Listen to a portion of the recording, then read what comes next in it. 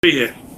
You have been doing something remarkable, interviewing British politicians and leaders and lawmakers and health officials and holding their feet to the fire. And in some cases showing how many failures are happening, not just in the United States, but in the United Kingdom. What are the parallels right now between the US and UK responses to the pandemic? Well, I think they're very similar, actually, Brian, in the sense that you've got two populist leaders in Boris Johnson and Donald Trump. And all the tricks that they used to become popular and to win elections and to lead their countries are now being tested in a very different way. It's still about partisan politics anymore. It's about plain war crisis leadership. And it's a very different thing. And what I've noticed with both Boris Johnson and with Donald Trump is an apparent inability to segue into being war leaders. They're still playing the old games of party politics. And Donald Trump in particular, I've known him a long time. I consider him to be a friend. But I've been watching these daily briefings with mounting horror, frankly, because this is not what the president should be doing. And you won't want me saying this, but I'm going to say it anyway. The president of the United States right now is an incredibly important person in the world. And not least to Americans who are dying in their tens of thousands from a disease that we don't know much about yet. And all that's required from the president in those moments, and any world leader, frankly, is they've got to be calm, they've got to show authority, they have to be honest, they have to be accurate, entirely factual with what they're telling the people, and they have to have an ability to show empathy. And on almost every level of that, Donald Trump at the moment is failing the American people. He's turning these briefings into a self-aggrandizing, self-justifying, overly defensive, politically partisan, almost like a rally to him.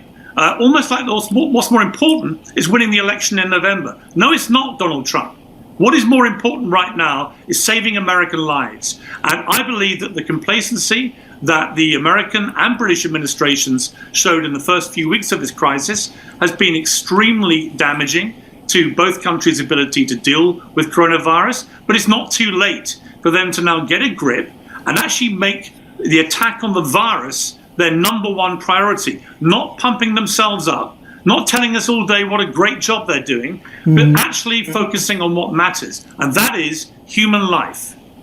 But you mentioned your relationship with President Trump. You were on The Celebrity Apprentice. You won one of the seasons of The Celebrity Apprentice. You've interviewed the president repeatedly, and we showed some video from your sit-downs with him. Pretty much whenever he visits Great Britain, you're sitting down with him there. So given your relationship with him, what do you think has caused this reaction from the president, or these failures from the president? I think it's just he thinks it's just another thing to deal with, rather than the most unprecedented crisis of our lifetime, the most unprecedented since World War II. It requires a different skill set. And the irony of this, if you look around the world, Brian, other world leaders who've really got on top of this and also won popular support, it's people like Jacinda Ardern in New Zealand, it's Chancellor Merkel in Germany, even Emmanuel Macron last week, I thought was very candid with the French people. He was very honest. He said, look, we don't really know when this will end. It's going to be very tough. He's implemented very tough lockdowns, but he also conceded he'd made mistakes. They've been too slow on personal protective equipment for health workers. They've been too slow in other areas on ventilators and so on.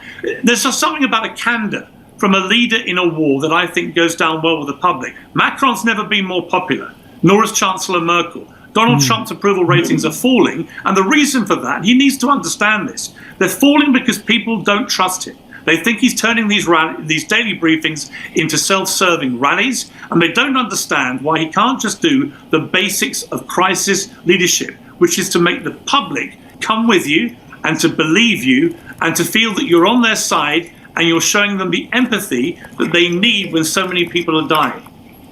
But do you think you say it's not too late? It feels pretty late to me. You think the president can turn it around? That Trump can turn it around? Well, I guess to stop pretending he's got total authority. I thought it was a staggering moment when your own Caitlin Collins last week had to remind the President of the United States he doesn't have total authority. He doesn't have ultimate power over all these state governors. I think what needs to happen, and what should have happened from the start, is a global effort in America from all the states, all the governors, and the federal government to come together and work as one and show a unified front and stop this ridiculous nonsense right now with Trump singling out various Democrat-run states for political reasons connected to the election. It doesn't matter. I don't care about the election. Nobody should care about the election. Donald Trump, if he's listening to this or watching, you will win the election in November if you get this right.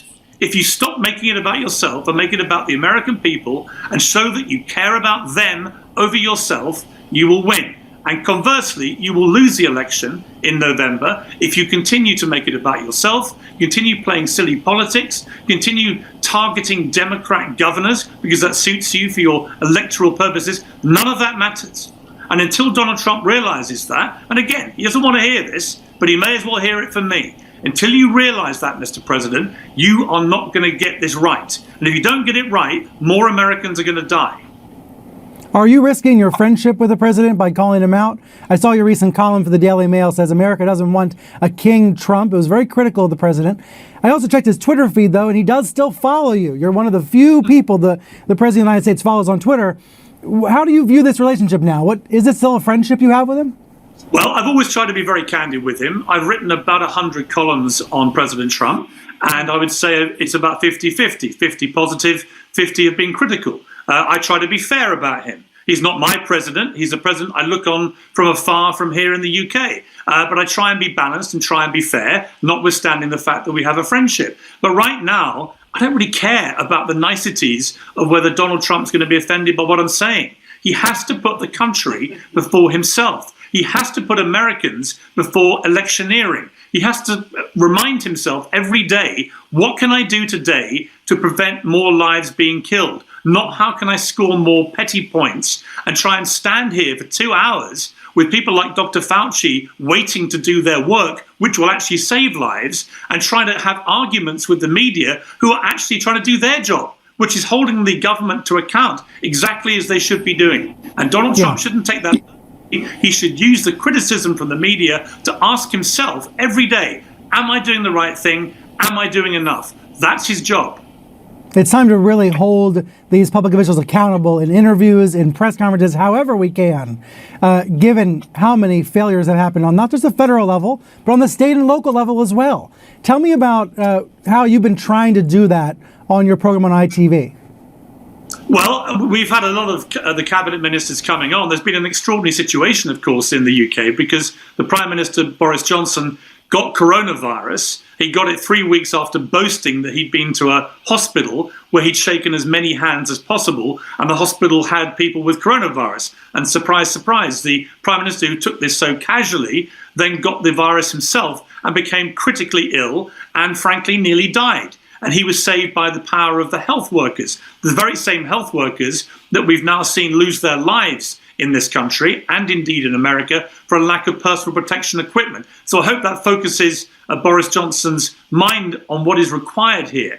But on a wider point, because he's not been there to lead the country, we've had to interview people like the Health Secretary, Matt Hancock, and other ministers and hold their feet to the fire about so many things that the British government have been doing, which are quite actually reminiscent of what's been happening in America, but which have been failing on almost every level. A failure to really take this seriously soon enough. From the end of January, they should have been all over this, and they weren't. Boris Johnson only chaired the Cobra Committee, which is the most important committee in British government, at the start of March on this. So we've been behind on PPE, behind woefully on testing. I mean, it's frankly scandalous, Brian. Never mind anything else. But the fact that the UK and the US are two of the worst performing countries in the world on tests per million of population is a disgrace.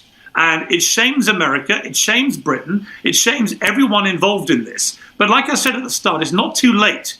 You have to ramp up the testing. The only way that Donald Trump can actually reopen America for business, in the same way that Boris Johnson wants to do in the UK, is you have to test enough of the population with an accurate enough test that you can then have confidence of putting them back into the populace. And that is why the testing is so crucial. And that is why it's been such a damning indictment of both governments that they've been so slow to ramp up the testing to the levels that we saw were happening in countries like China and in South Korea that didn't happen in Italy. And so the Italian doctors were screaming at America and Britain, for goodness sake, ramp up your testing. Because if you don't do that, and if you don't lock down your cities, then you're going to have the same problem that we're having. Well, America and Britain looked at what was happening in Italy, and they basically put their fingers in their ears and their hands over their eyes and thought to themselves, it can't be that bad here. It is that bad. In fact,